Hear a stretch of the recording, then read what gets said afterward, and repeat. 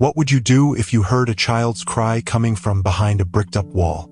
In the spring of 1910, on the outskirts of Vinnytsia, under the cloak of night, local residents often heard strange sounds coming from the old Grizenko estate.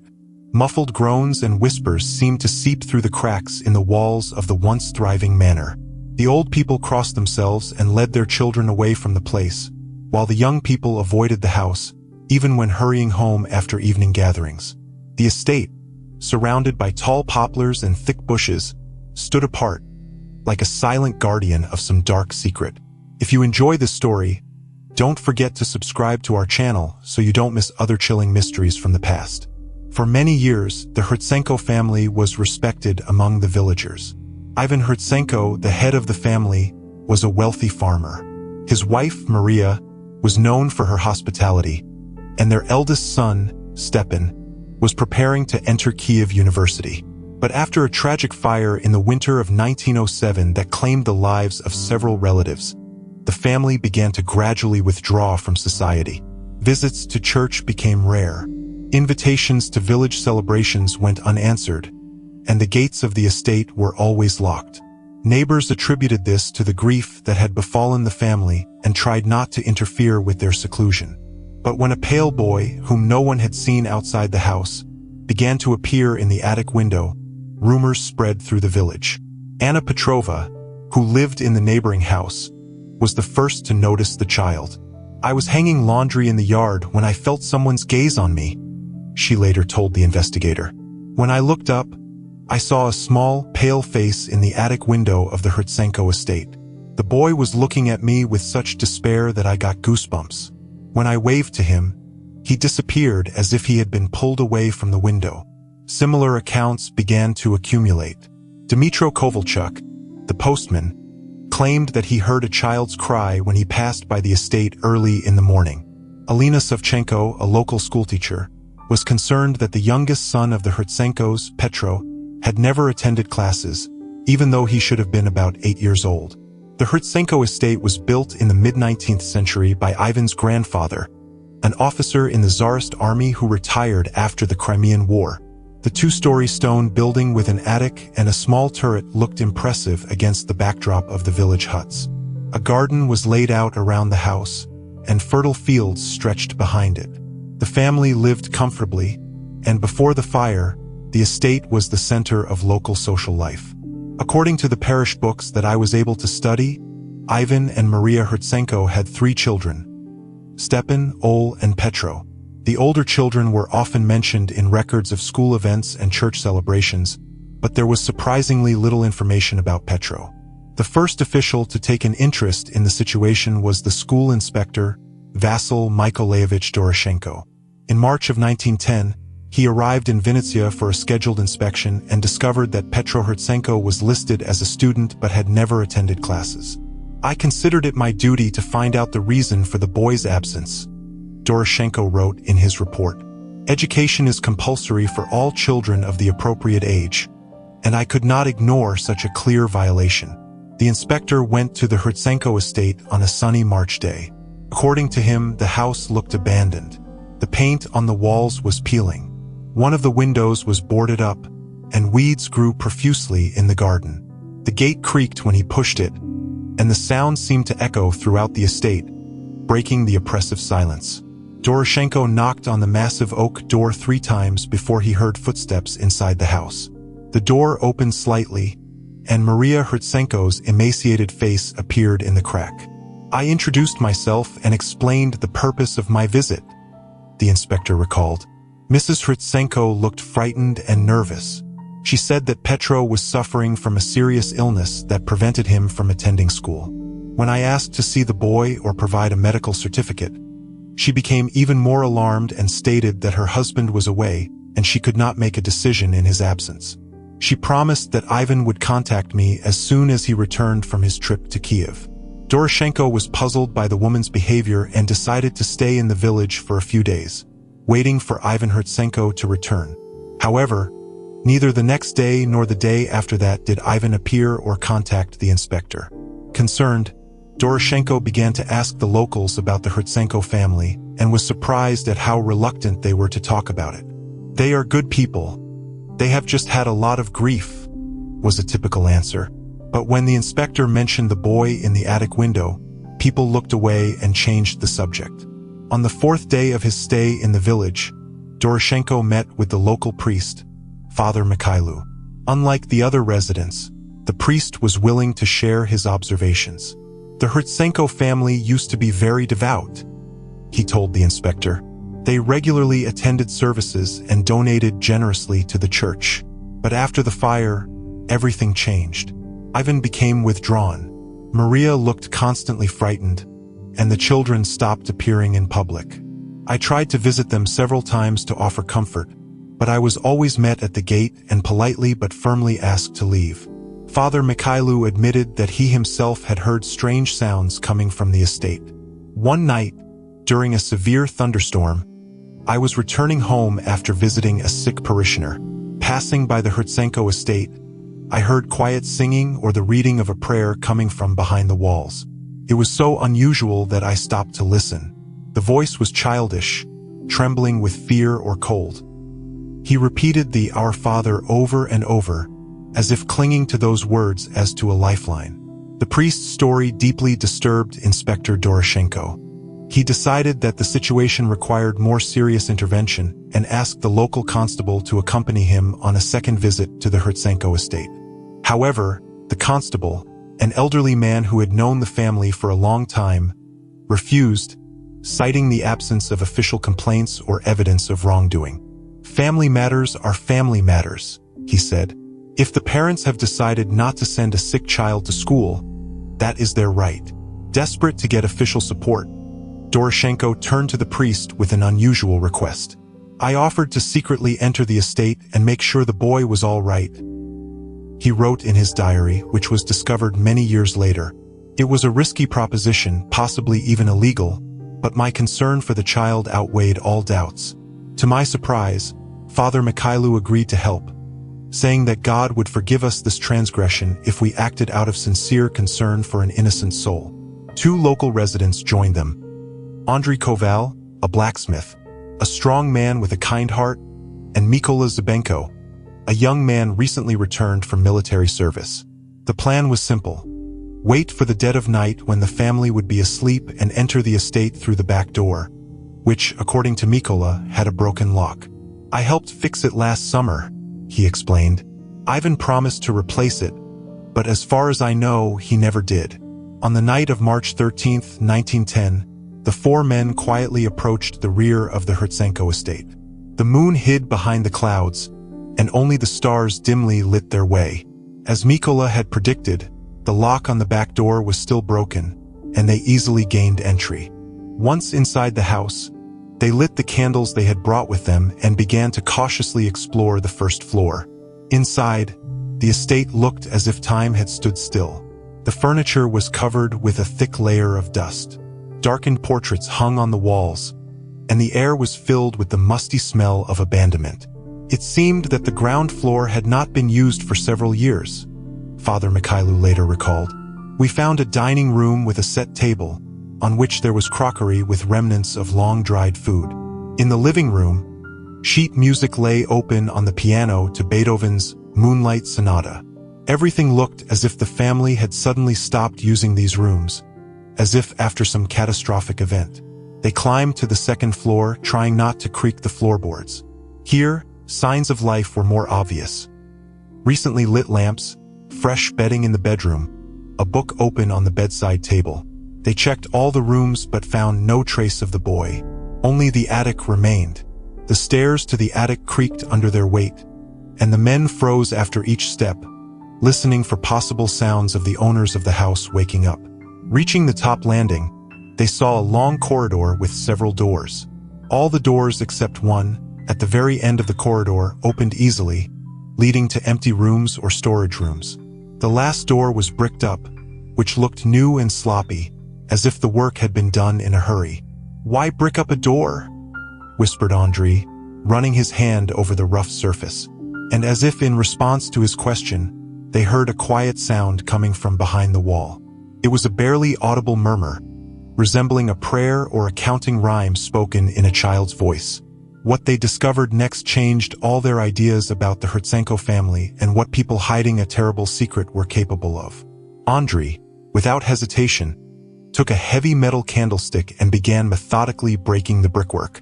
Each blow echoed through the house, but the men no longer cared about the silence. They were driven by a growing sense of anxiety and determination to save the child, who they were sure was behind this wall. The bricks gave way easily, confirming the guess that the brickwork was fresh and unprofessional. Soon, a hole in the wall was large enough to see what was behind it.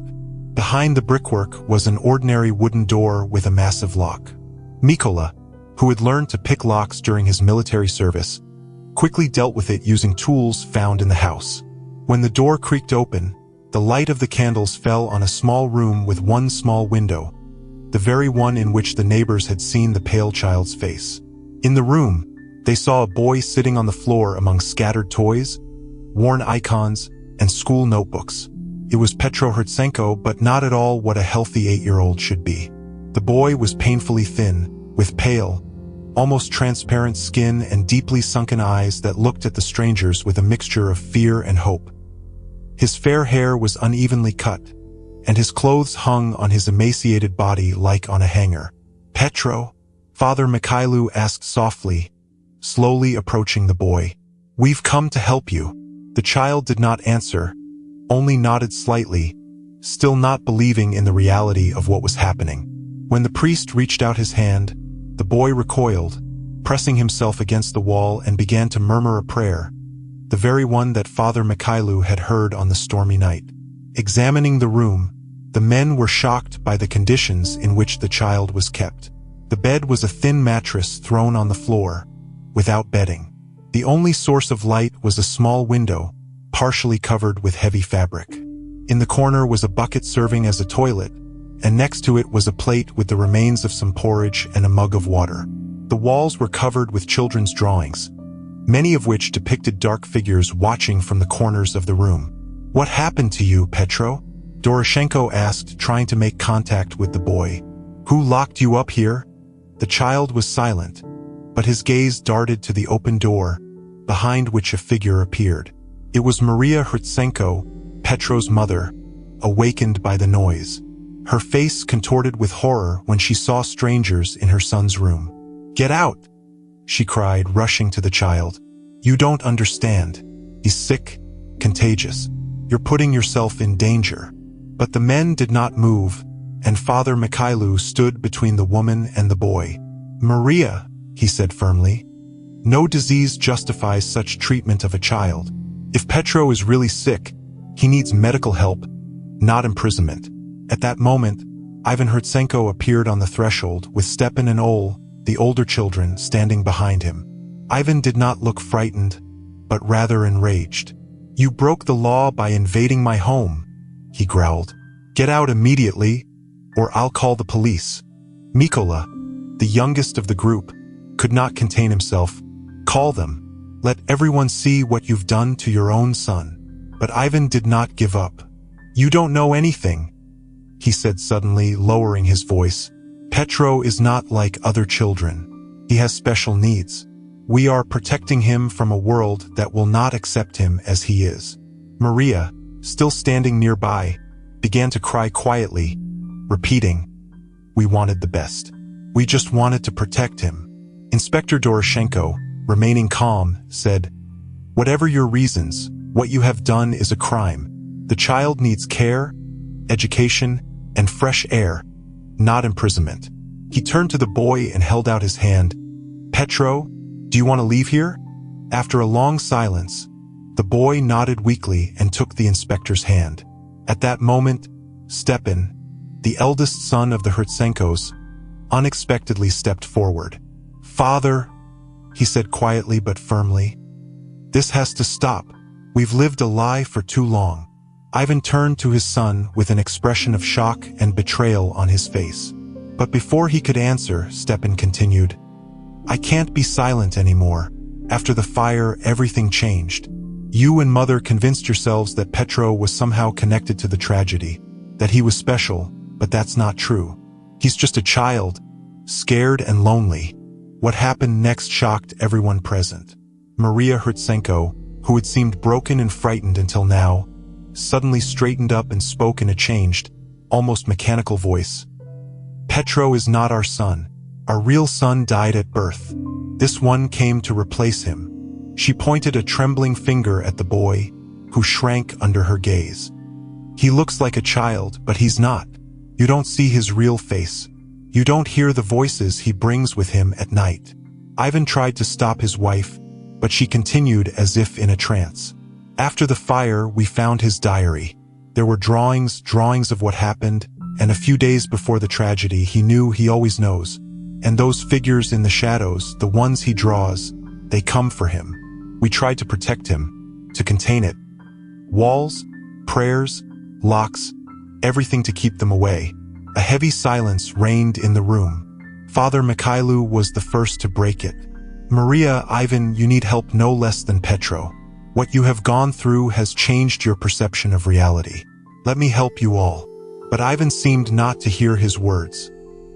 He looked at his son with an expression of deep sorrow and fear. "You're taking him," he said finally. "But remember, you have been warned." The next morning, Inspector Doroshenko, Father Mikhailu, Andrei, and Mikola, along with Petro, went to Vinnytsia to report the incident to the authorities. The child was temporarily placed in the city hospital for examination, and an investigation was launched against the Grizenko family. However, events took an unexpected turn when Ivan Grizenko arrived at the hospital the next day, accompanied by a doctor from Kiev and a lawyer. They presented documents confirming that Petro was suffering from a rare hereditary disease requiring a special regime and limiting contact with the outside world. The papers were signed by a well-known professor of medicine and had all the necessary seals. Moreover, the lawyer pointed out the illegality of the actions of the inspector and his accomplices, who had invaded private property without a warrant. Under pressure from the authorities, who did not want a scandal, the case was classified as a private family matter and closed. Petro was returned to the Grizenko family, but on the condition of regular visits from a doctor and a teacher. Inspector Doroshenko, deeply disappointed with this outcome, tried to protest the decision but was transferred to another district, far from Vinnytsia. Father Mikhailu continued to visit the family, but he was always met at the gate and not allowed into the house. According to him, he never saw Petro again. What happened to the Grizenko family in the following years remained beyond the official records. When I began to investigate this story, many documents turned out to be destroyed or altered. In the parish books, the pages with records of Petro's birth and baptism were neatly torn out. In the school registers, his name was crossed out and replaced with the note, "Homeschooled." Even in the municipal archives, documents relating to the Grizenko estate were strangely incomplete or contradictory. Interestingly, many of the local residents with whom I managed to speak refused to discuss the topic or claimed that they knew nothing about the Grizenko family. Only elderly people who remembered those times reluctantly shared scraps of information. "They were good people, but misfortune changed them," one old woman said. "After that night, when the men broke into their house, the family became even more withdrawn. Ivan built a high fence around the estate, and the windows were boarded up from the inside. However, there was one woman, Katerina Zabenko, Mikola's sister, who told me an amazing story. According to her, after Petro was returned to the family, her brother could not forget the boy's frightened eyes. He tried several times to enter the estate to make sure the child was all right, but each time he was stopped. Mikola was stubborn, Katerina recalled. One night, about a month after those events, he finally broke into the house. He returned pale as death and refused to talk about what he had seen. A week later, he left the village and never returned. I found Mikola Zabenko in a small town near Kiev. The old man reluctantly agreed to a meeting and was silent for a long time before beginning his story. "I have never told anyone about what I saw that night," he said finally. "You won't believe it anyway, and if you do, you won't be able to sleep peacefully." But after a few glasses of vodka, his tongue loosened. According to Mikola, when he broke into the Grizenko estate the second time, the house looked completely different. All the rooms were filled with icons and candles. Strange symbols painted with something like charcoal or soot hung on the walls, The air was filled with the smell of incense so strong that it stung the eyes. He went up to the attic where Petro's room used to be, but found that the entire attic had been rebuilt. Instead of several small rooms, there was now one large room, in the center of which stood a bed with high backs, resembling a cage. Petro was lying on the bed, tied to the frame with leather straps. Mikola continued. His voice trembled at the memory. Ivan, Maria, and some old man in black, like a sorcerer, were sitting nearby. They were monotonously reading prayers, but not ordinary ones, but some ancient pagan ones. The boy was unconscious or asleep, but his body sometimes arched as if from severe pain. Mikola hid behind a cupboard and watched the strange ritual. The old man in black muttered something over a bowl of dark liquid, then dipped his fingers in it and drew symbols on the boy's forehead and chest. He spoke in a language that I had never heard before, Mikola recalled, but some words sounded like names, ancient names that should not be spoken aloud. At some point, Petro opened his eyes, and Mikola stifled a scream when he saw how they had changed. They were no longer the eyes of a child, the old man whispered, squeezing my hand. They were old, as if something ancient and alien was looking through them. And when the boy spoke, his voice was not childish. It sounded like many voices speaking simultaneously in different languages. Frightened by what he saw, Mikola tried to leave unnoticed, but touched some object, and the sound gave away his presence. Ivan turned and saw me. There was no anger or fear on his face, only deep fatigue and something like relief.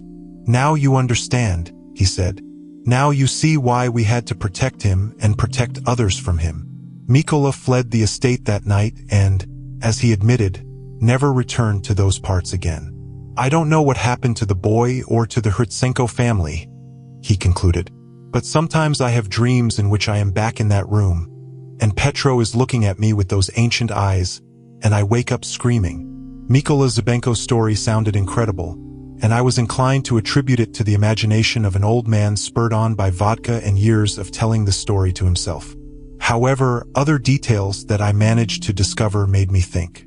In the archives of the Vinnytsia Psychiatric Hospital, I found a record that in July of 1910, Maria Grizenko was taken there in a state of acute psychosis.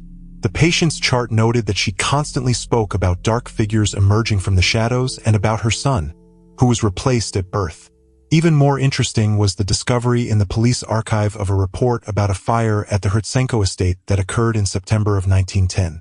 According to the document, the fire started in the attic and quickly spread throughout the house. Ivan and Ole Grizenko died, and the bodies of Stepan and Petro were not found. The official cause of the fire was careless handling of fire, but the report contained a strange detail. All the doors and windows of the house were locked from the inside, and on many of them, strange symbols were found, presumably drawn with soot or blood. Examining the ruins of the estate, I noticed one feature. Although only a charred island remained of the house, the attic was the least damaged. A local rain that had passed on the night of the fire preserved part of the roof and the top floor. With the help of a local teenager who agreed for a small fee to be my guide, I climbed there and found the remains of the large room described by Mikola. Traces of strange symbols could still be seen on the blackened walls, and in the center of the room stood a metal bed frame deformed from the heat, but with preserved fastenings for straps. The most disturbing discovery was a small notebook that I found under a floorboard in the corner of the room. It was Petro Grizenko's diary, miraculously preserved during the fire, protected from the fire by the metal box in which it was stored. Most of the pages were damaged by water or charred at the edges, but some entries could still be read. "They think I don't know," Petro wrote in uneven childish handwriting, "but I hear them whispering about me. Mom says I'm not her son. Dad looks at me with fear. Only Grandma understood, but she died in the fire. They say it's my fault that I knew in advance. But I didn't know. I only saw a dream in which fire danced on the roof of Uncle Hryry's house and drew it. And 3 days later, there was a fire, exactly like in my dream." In another entry, dated February of 1910, he wrote, "Today I saw them again. Dark figures in the corners of the room. They don't hurt me, just watch. Sometimes they whisper things to me that later come true. I told Stepan about this, but he said not to tell anyone else, especially my parents. He's the only one who still treats me like normal. The last entry that could be made out was dated the day of the fire. They have come again, but this time there are more of them. They say I must go with them, that my place is not here. The old man in black, whom father brought, tried to drive them out, but they only laughed. They say they will come back at night and take me home. I'm afraid, but at the same time I feel a strange relief. Maybe there, where they want to take me, I will finally belong, finally be among my own. What really happened that night at the Grizenko estate remains a mystery. Perhaps Petro was an unusual child with extrasensory abilities, which his religious parents mistook for possession. Or perhaps he suffered from a mental disorder exacerbated by isolation and abuse. But there is also a third possibility which is frightening even to think about. What if Maria Grizenko was right? What if Petro was really not like other children, and the dark figures that he drew and wrote about existed not only in his imagination? I visited the local cemetery where, according to residents, Ivan and Ol Grizenko were buried. Their graves turned out to be abandoned, covered with weeds and moss. But what surprised me was a third grave next to them, small and nameless, with a simple wooden cross on which only one word was carved: forgive. According to cemetery records, this grave appeared a few days after the fire. But the body buried there was never officially identified. Even stranger, according to the cemetery caretaker, fresh flowers and children's toys appeared on the grave every year on the anniversary of the fire, though no one ever saw who brought them. Some say it's Stepan Grizenko, who survived the fire and now lives somewhere far away. The old man told me. Others believe it's Pyotr himself, who also didn't die but was taken by those his mother spoke of. But I've worked here for 20 years and have never seen anyone approach that grave, though the flowers appear every year as if from nowhere. I spent several more weeks in Vinnytsia, questioning locals and studying archives, but found no further significant information about the Grizenko family or the fate of Pyotr and Stepan after the fire. However, before leaving, a strange incident occurred that made me question everything I had learned. On the last night of my stay, I decided to visit the ruins of the estate once more. It was September, just like on the night the house burned down. A light fog lay on the ground, and the full moon cast an eerie light on the remains of the walls and charred beams. I was sitting on a stone making final notes when I heard a quiet sound, like a child's voice, calling someone's name. The sound seemed to be coming from the ruins of the attic. I knew I should leave, that the most sensible thing would be to abandon this place and never return. But curiosity outweighed fear, and I headed towards the staircase that had miraculously survived the fire. As I climbed the creaking steps, I continued to hear the voice, now more clearly. It was a boy, quietly repeating, "Help me, please, someone help me." Reaching the attic, I found it didn't look at all like it had during the day. The dilapidated walls now seemed whole, though covered in soot. The metal bed in the center of the room was no longer deformed by fire but looked as Nikolai had described it, and on it, strapped down, lay a boy I immediately recognized from the photograph in the school archives. Pyotr Grizenko. "Help me," he said, looking at me with eyes that seemed too old for his face. "They'll be back soon. I don't want to go with them." I stood paralyzed, with horror and disbelief, unable to move or utter a word. "You came to find the truth, didn't you?" The boy continued with a sad smile. "But the truth isn't always what we want to hear. Sometimes the truth is too terrible to accept." At that moment, I noticed movement in the corners of the room. Dark figures, indistinct and blurred, as if woven from smoke and shadows, were slowly approaching the bed. The boy turned his head, looking at them, and his face changed, becoming both frightened and resigned. "They're here," he whispered. "Now you see. Now you understand why my parents did what they did." I don't remember how I got down the stairs and out of the ruins of the estate. I only woke up on the road leading to the village, with a wildly beating heart and a feeling that I was being watched. Looking back, I saw the silhouette of a boy standing at the attic window against the backdrop of the moon, though I knew for certain that only an empty opening in the burned-out wall remained of that window long ago. The next morning, before leaving Vinnytsia, I visited the cemetery once more. The small, nameless grave was covered with fresh wildflowers, though there had been none there the day before. Among the flowers lay a child's toy, a wooden horse, blackened by fire but still recognizable, and next to it, a small notebook in a scorched cover, a perfect copy of the one I had found under the floorboards in the attic. I didn't dare open that notebook. Instead, I left it where I found it and quickly left the cemetery, feeling an overwhelming desire to get away from this place as soon as possible. But even now, years later, I sometimes wake up at night to the sound of a child's voice calling for help and see before me those old, unchildlike, wise eyes of Pyotr Grizenko. The story of the Grizenko estate remains one of those mysteries that has no clear explanation. Local authorities preferred to forget about it, erasing from official documents all mention of the strange events. The church also remains silent, though records from Father Mikhail, who served prayers for the repose of the soul of an innocent child who suffered through no fault of his own until the end of his days, have been preserved in the parish archives. Today, only overgrown ruins remain of the Grizenko estate, which the locals avoid. They warn their children not to approach this place, especially on foggy nights, when, according to them, you can hear the faint voice of a boy calling for help, a voice echoing through the broken windows, reminding everyone of the truth that the village has tried to erase from history. But the truth has a way of returning, no matter how deeply it is buried. Sometimes it returns in the form of a pale boy looking out of the attic window, with eyes too old for his young face and with a secret too terrible to speak aloud. Perhaps we will never know what really happened to Pyotr Grizenko. Was he simply a misunderstood child, a victim of the superstition and cruelty of his parents?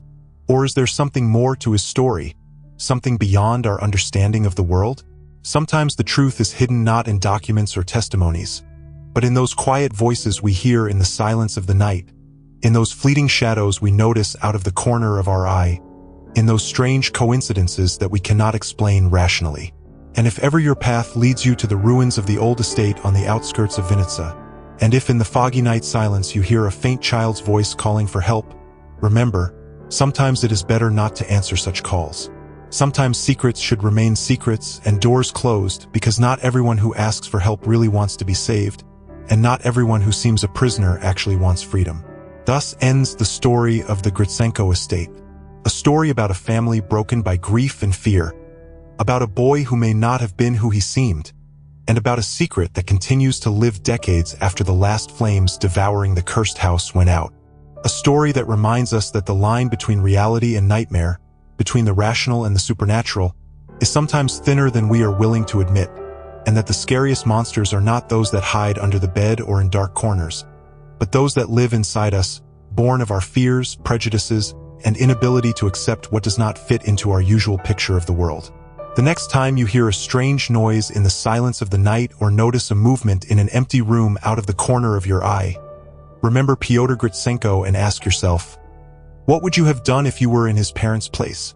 What would you have done if your child saw what he shouldn't see, knew what he shouldn't know, and spoke in voices that didn't belong to this world? And, most importantly, what would you have done if one night you looked into your child's eyes and saw there something ancient and alien, looking at you from the abyss of time?